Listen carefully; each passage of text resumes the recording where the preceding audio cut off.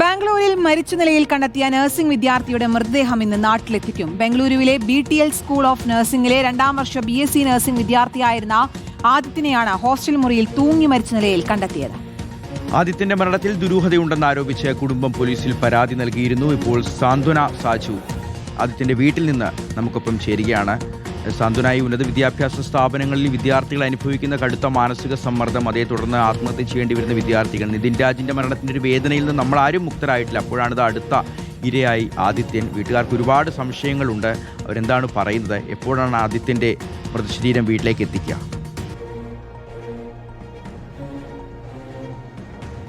ഷിഹാസ് സൂചിപ്പിച്ചതുപോലെ തന്നെയാണ് ഇവിടെ തൊട്ടടുത്താണ് നമ്മൾ കഴിഞ്ഞ ദിവസമൊക്കെ കണ്ട അഞ്ചരക്കണ്ടി ഡെന്റൽ കോളേജിലെ നിതിൻ രാജിന്റെ മരണം സംഭവിച്ച സ്ഥലം. നിതിൻ രാജിന്റെ മരണവുമായി ബന്ധപ്പെട്ടിട്ടുള്ള വിവാദങ്ങളൊക്കെ കെട്ടടങ്ങും മുമ്പാണ് ഇത്തരത്തിൽ മറ്റൊരു ജീവൻ കൂടി ഒരു ക്യാമ്പസിനുള്ളിൽ പൊലിഞ്ഞിരിക്കുന്നത് എന്നുള്ളതാണ്. നമ്മളിപ്പോൾ നിൽക്കുന്നത് കഴിഞ്ഞ ദിവസം ബാംഗ്ലൂരിൽ മരിച്ച നിലയിൽ കണ്ടെത്തിയ ആദിത്യന്റെ വീട്ടിലാണ്. 19 വയസ്സുകാരനായിരുന്നു ആദിത്യൻ. ഈ കുടുംബത്തെ സംബന്ധിച്ചിടത്തോളം അങ്ങേയറ്റം പ്രതീക്ഷകൾ ഈ കുടുംബത്തിന് ഉണ്ടായിരുന്നു. ആദിത്യനെ കുറിച്ച് BSc നഴ്സിംഗ് 2ാം വർഷ വിദ്യാർത്ഥിയായിരുന്നു ആദിത്യൻ. 2 വർഷങ്ങൾക്ക് മുൻപാണ് ബാംഗ്ലൂരിലേക്ക് പഠിക്കാൻ പോയത്. ഈ മരണവുമായി ബന്ധപ്പെട്ട കുടുംബം ഇന്നലെ ഇപ്പോൾ ബാംഗ്ലൂരിൽ ഒരു പരാതി നൽകിയിട്ടുണ്ട്. അത് മകൻ ആത്മഹത്യ ചെയ്യില്ല, മകന്റെ മരണത്തിൽ ദുരൂഹതയുണ്ട് എന്ന് തന്നെയാണ് കുടുംബം പറയുന്നത്. ഇപ്പോൾ ആദിത്യന്റെ അമ്മ ഇവിടെയുണ്ട്. നമുക്ക് ആദിത്യന്റെ അമ്മയോട് സംസാരിക്കാം. കാരണം എല്ലാ ദിവസവും ആദിത്യൻ അമ്മയോട് സംസാരിക്കുമായിരുന്നു. പല ഘട്ടങ്ങളിലും മാനസിക സമ്മർദ്ദം അടക്കം നേരിട്ടപ്പോൾ കാര്യങ്ങളൊക്കെ ആദിത്യൻ അമ്മയോട് പറഞ്ഞിട്ടുണ്ടായിരുന്നു എന്ന് തന്നെയാണ് നമുക്ക് മനസ്സിലാകുന്നത്. ആദിത്യൻ എപ്പോഴെങ്കിലും എന്തെങ്കിലും പറഞ്ഞിരുന്നോ? അതിപ്പം വിഷുവിന് ലീവിന് നാട്ടിൽ വന്നായിരുന്നു. നാട്ടിൽ വന്നപ്പോൾ അവൻ ചിരിച്ചും കൊണ്ടൊക്കെയാണ് എന്നോട് ഓരോന്ന് സംസാരിക്കണം. കോളേജിനെ പറ്റി അധികമൊന്നും ഇതുവരെ എന്നോട് പറഞ്ഞിട്ടില്ല. ഇപ്പോൾ വന്നപ്പോൾ പറഞ്ഞ് അവന്റെ ഒരു സാറിന്റെ പേര് സന്ദീപ് എന്ന് പറയുന്ന ഒരു സാറുണ്ട്. അപ്പൊ ഇവന്റെ റൂമിലും ഇവന്റെ ഹോസ്റ്റലിലും ഈ മയക്കുമരുന്ന് പോലുള്ള എന്തോ സാധനം ഓർഡർ ചെയ്ത് വാങ്ങിക്കാറുണ്ട്. അപ്പൊ ഇവനാണ് അവിടുത്തെ ലീഡർ, ഹോസ്റ്റലിലെ കുട്ടികളെയൊക്കെ നോക്കേണ്ട. അപ്പം അത് ഇവന്റെ റൂമിലെ കുട്ടികൾ വരെ അത് ഉപയോഗിക്കുന്നുണ്ട്. അപ്പൊ അത് പേടിച്ച് ഇവൻ മാറി വേറെ റൂമിലാണ് കിടന്നുകൊണ്ടിരുന്നത്. അപ്പൊ ഈ സാർ അവനെ വിളിച്ച് എല്ലാ കുട്ടികളും പെൺപിള്ളേരും ആൺപിള്ളേരും എല്ലാം കൂടെ നിൽക്കുക എന്റെ കൊച്ചിന്റെ പറഞ്ഞ്, നീയാണ് ഇതിന്റെ മെയിൻ ആള്, നീയാണ് ഇത് ഓർഡർ ചെയ്ത് എല്ലാ കുട്ടികൾക്കും വാങ്ങിച്ചു കൊടുക്കുന്നത്. അതുകൊണ്ട് നീ മാത്രമല്ല ബാക്കിയുള്ള കുട്ടികളെ എല്ലാ പേര് നീ പറയണമെന്ന് പറഞ്ഞ് എന്റെ കൊച്ചിനെ നാണം കെടുത്തിയെന്ന് പറഞ്ഞു. എന്നിട്ട് അവന്റെ പറഞ്ഞ എന്നെ മാനസികമാറ്റി ഞാൻ അങ്ങ് തളർന്നു. അമ്മ ആ ഒരു വാക്ക് കേട്ടപ്പോ ഞാൻ അങ്ങനെ ഉപയോഗിക്കൂലെന്ന് പെൺകുട്ടികൾക്ക് എല്ലാ പേർക്കും അറിയാം. പക്ഷെ ആ സാർ എന്നെ ഇങ്ങനെ മാനസികമാറ്റി ഇങ്ങനെ പറഞ്ഞെന്ന് പറഞ്ഞു. ഇത് വിഷുവിന് വന്നപ്പോഴാണോ ഇക്കാര്യം പറയുന്നത് അമ്മയോട്? ഇപ്പൊ വിഷുവിന് വന്നപ്പോ എന്നാണെന്നോ ഒന്നും അവൻ പറയണില്ല. പിന്നീട് ആ സാറ് മാറ്റി നിർത്തി പറയണമെന്ന് ഞാൻ വെറുതെയാണ് പറഞ്ഞത്, കുട്ടികളെ പേര് പറയാൻ വേണ്ടിയിട്ടാണ് ഇങ്ങനെ പറഞ്ഞതെന്ന് പറഞ്ഞു. അപ്പൊ എന്നിട്ട് ഞാൻ പറഞ്ഞു, ഇപ്പൊ പോകുമ്പോ അച്ഛനും കൂടെ വരും, ഇല്ലെങ്കിൽ നമുക്ക് ആ സാറിനെ വിളിച്ച് സംസാരിക്കാം. വേണ്ട, സംസാരിക്കണ്ട എന്ന് പറഞ്ഞു. മരിക്കണതിന്റെ തലേ ദിവസം എന്നെ വിളിച്ചിട്ടില്ല. വിളിക്കുമ്പോ എപ്പോഴും എഴുത്താണ്, ഒരുപാട് എഴുതാറുണ്ട്. അതുകൊണ്ട് ഞാൻ അങ്ങോട്ട് വിളിക്കാം അമ്മ എന്ന് പറയും. അതിന്റെ തലേ ദിവസം വീഡിയോ കോളിൽ ഞങ്ങളെ വിളിച്ചായിരുന്നു. അന്ന് എന്തെങ്കിലും വിഷമമുള്ളതായിട്ട് ആദ്യം പറഞ്ഞു? വീഡിയോ കോളിൽ വിളിച്ചിട്ട് ഞങ്ങളുടെ മോക്ക് 3-ാം തീയതി നീറ്റ് എക്സാം ആണ്, ആ കാര്യങ്ങളൊക്കെ ചോദിച്ച് ഫുഡൊക്കെ കഴിച്ചാന്ന് ചോദിച്ചു. പ്രത്യേകിച്ച് ഞങ്ങൾക്കൊന്നും തോന്നിയില്ല, അവന്റെ മുഖത്ത് പോലും ഞങ്ങൾക്ക് ഒരു വിഷമമായിട്ടൊന്നും തോന്നിയില്ല. ഞാൻ ഓക്കെ ആണെന്നൊക്കെ പറഞ്ഞു. അതുകൊണ്ട് ഞങ്ങൾക്ക് അവിടുത്തെ ഒരു കാര്യം ചോദിക്കാനുള്ള ഒന്നും തോന്നിയില്ല. ആരെങ്കിലും അപായപ്പെടുത്തിയതാണെന്ന് ഇപ്പോഴും കരുതുന്നുണ്ടോ?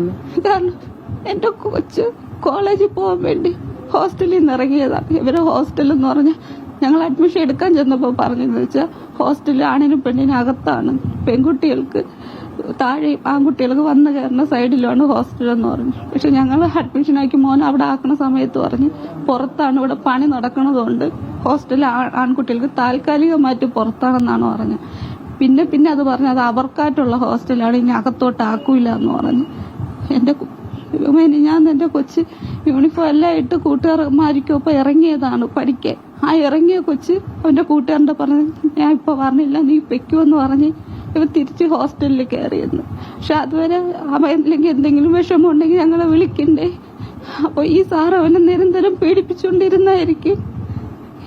കുട്ടികൾ 11 മണിയായിട്ട് അവനെ കാണാത്തത് കൊണ്ട് തിരിച്ച് ഹോസ്റ്റലിൽ ചെന്നപ്പോ യൂണിഫോമത്തിൽ ഉടുപ്പില്ല, വെറും പാന്റ് മാത്രമായിട്ട് എന്റെ കൊച്ചു തൂങ്ങി നിൽക്കണമെന്നാണ് പറഞ്ഞു. ജിമ്മില് എന്റെ കൊച്ചു ജിമ്മിനകത്തേക്ക് തൂങ്ങും. നല്ല പൊക്കമുള്ള മക്കളല്ലേ അവ.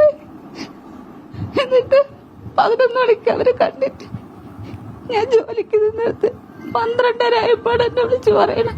അത് പ്രിൻസിപ്പാളാണോ ഒരു ലേഡിയാണ് എന്നെ വിളിച്ച്. ടീച്ചറാണെന്നൊന്നും എനിക്ക് അറിഞ്ഞുകൂടാ. അവിടെ സാറന്മാര് കുറവാണ്, ടീച്ചർമാരാണ് കൂടുതൽ പഠിപ്പിക്കുക. എന്നെ വിളിച്ച് പറയാ, ആദിത്യന്റെ സുഖമില്ല, ആദിത്യന്റെ പേരന്റ് അല്ലേ, പെട്ടെന്ന് പേരന്റ് കോളേജിൽ എത്തണമെന്ന് പറഞ്ഞു. ഏതോ ഹോസ്പിറ്റലിൽ നിന്ന് പറയണ അവരെന്നെ കട്ട് ചെയ്തിട്ട് പോയി. തിരിച്ചങ്ങോട്ട് വിളിച്ചിട്ടൊന്നും അവർ ഫോൺ എടുത്തില്ല. ആ കോളേജിൽ ഞങ്ങൾക്ക് അഡ്മിഷൻ വാങ്ങിച്ചത് അനുജിത്ത് എന്ന് പറയുന്ന ഒരാളാണ്. അവരെല്ലാം ആ കോളേജിന്റെ ആൾക്കാരാണ്. അവർക്ക് പുറമേ അല്ല, അവർക്ക് അകത്തും സ്വാതന്ത്ര്യമുള്ളവരാണ്.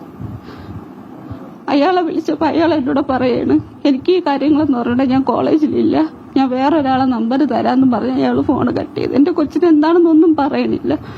ആ തന്ന നമ്പറിൽ എനിക്ക് വിളിക്കേണ്ടി വന്നില്ല. കട്ട് ചെയ്തതും വേറൊരാണ് എന്നെ വിളിച്ചിട്ട് പറയാണ്, ആദ്യത്തെ ബാത്റൂമിൽ വീണ്, അവൻ ഇത്തിരി സീരിയസ് ആണ്, നിങ്ങൾ എത്രയും പെട്ടെന്ന് എത്തണമെന്ന്. അപ്പോഴും മരിച്ചു എന്ന് ആത്മഹത്യാ ശ്രമം നടത്തിയെന്നോ പറഞ്ഞിട്ടില്ല. എപ്പോഴാണ് പിന്നെ മരിച്ചു എന്ന് അറിഞ്ഞത്? എപ്പോഴാണ് ഇവിടുന്ന് ആദിത്യന്റെ അച്ഛൻ അവിടെ ചെന്ന ശേഷം? അവരൊക്കെ പിന്നീട് നേരത്തെ, ഞാൻ ഇന്നലെ രാത്രി 1 മണിക്ക് ഫോണിലാണ് കണ്ട എന്റെ മോൻ പോയെന്ന്. അതുവരെ ആരും എന്നോട് പറഞ്ഞില്ല. ഇപ്പോഴും മകൻ ആത്മഹത്യ ചെയ്യില്ല എന്ന് തന്നെയാണ് അമ്മ ഉറച്ചു. മകന് ചെയ്യും. എന്റെ കൊച്ച് ഇപ്പൊ ഡിറ്റക്ഷൻ ഉണ്ടായിരുന്നു, സ്കോളർഷിപ്പ് ഉണ്ട്, അത്രയും കഷ്ടപ്പെട്ട് പഠിക്കുന്നവനാണ്. ഒരുപാട് 100 ആഗ്രഹങ്ങളും പറഞ്ഞാണ് പോണേ. എന്റെ കൊച്ചു ചെയ്യൂലെന്ന് എനിക്കറിയാവോ, ആരെ കേട്ട് എനിക്കറിയാവോ, എന്റെ കൊച്ചു ചെയ്യൂല. ഒരപേക്ഷയുള്ളൂ, എന്റെ മോനായിരിക്കുന്ന അവസാനമായിട്ട് ഇനി ഒരു മക്കൾക്ക് ഇങ്ങനെ കൊടുക്കരുത്. ഹോസ്റ്റലിൽ അവരുടെ കൂട്ടുകാരെ വിളിക്കുമ്പോഴും ഫോണെല്ലാവരാണോ വാങ്ങിച്ചു വെക്കണ? എന്തിന് അവരെ കൊണ്ട് സംസാരിപ്പിക്കാൻ സമ്മതിക്കണില്ല അവരാരും. എല്ലാവർക്കും അറിയാം. ഈ മറ്റേ റാഗിങ് എന്തെങ്കിലും ഉണ്ടായിട്ടുണ്ടോ? അവനെ കൊണ്ടാക്കിയ സമയത്തൊന്നും റാഗിങ് ഇല്ല. 4ാമത്തെ വർഷം പഠിക്കുന്ന കുട്ടികൾ പോലും അവനോട് സ്നേഹത്തിലാണ് എല്ലാ കുട്ടികളുടെയും പെരുമാറണം. റാഗിങ് എന്ന് പറയണില്ല. പക്ഷെ ഈ സാർ ഇപ്പൊ ഓരോന്നൊക്കെ മെസ്സേജുകൾ പറഞ്ഞത്, അയാള് ദുഷ്ടനാണ്, ഏതോ കൊച്ചിനെ വേറെ പിള്ളേരെ നിർത്തി അടുപ്പിച്ചിട്ടുണ്ടെന്നൊക്കെ പറയണ ഹോസ്റ്റലില്. ഇതൊക്കെ ഞാൻ ഇപ്പോഴാണ് അറിയും. എന്റെ മോന് പോലും അറിഞ്ഞൂടെ ആയിരിക്കും, അല്ലെങ്കിൽ പറയുമായിരുന്നു എന്നോട്. ഷിഹാസ്, ഇതാണ് ആദിത്യന്റെ അമ്മയ്ക്ക് പറയാനുള്ളത്. ഈ സന്തോഷ് എന്ന് പറയുന്ന സാർ, ആ സാറിന്റെ മാനസികമായ പീഡനം തന്നെയാണ് മകനെ ഇത്തരത്തിൽ ഒരു മരണത്തിലേക്ക് തള്ളിവിട്ടിട്ടുണ്ടാകാം എന്നുള്ള കാര്യം തന്നെയാണ് കുടുംബം എന്തായാലും വ്യക്തമാക്കുന്നത്. നമ്മളോടൊപ്പം സംസാരിച്ചത് ആദിത്യന്റെ അമ്മയാണ്. അവർ മരണം നടന്ന കാര്യം പോലും അറിഞ്ഞിട്ടില്ല എന്നുള്ളതാണ്. 12:30 ആയപ്പോൾ അമ്മ ജോലിക്ക് നിന്ന സമയത്ത് മകൻ ബാത്റൂമിൽ വീണു എന്ന് പറഞ്ഞാണ് ഒരു കോള് വരുന്നത്. മരണം സംഭവിച്ചുവെന്നോ ഇത്തരത്തിൽ തൂങ്ങി നിൽക്കുന്ന നിലയിൽ ആദിത്യനെ കണ്ടുവെന്നോ ഒന്നുമല്ല കുടുംബത്തോട് പറഞ്ഞത്. ബാത്റൂമിൽ വീണു, എത്രയും പെട്ടെന്ന് കുടുംബം ബാംഗ്ലൂരിലേക്ക് എത്തണം എന്നാണ് പറഞ്ഞത്. ഇപ്പോൾ കുടുംബം ആരോപണം ഉയർത്തുന്നത് അവിടുത്തെ അധ്യാപകനും അതുപോലെ തന്നെ ഹോസ്റ്റലിലെ വാർഡനും ഒക്കെ ആയിരുന്ന സന്തോഷ് എന്ന് പറയുന്ന ആളെക്കുറിച്ചാണ്, സന്ദീപ് എന്ന് പറയുന്ന ആളെക്കുറിച്ചാണ്. സന്ദീപാണ് ഇത്തരത്തിൽ മാനസികമായി പീഡിപ്പിച്ചത് എന്നുള്ള കാര്യം തന്നെയാണ് അവർ പറയുകയും ചെയ്യുന്നത്. അത്തരത്തിൽ ഹോസ്റ്റലിൽ മയക്കുമരുന്ന് പല ആളുകളും ഉപയോഗിച്ചിട്ടുണ്ടായിരുന്നു.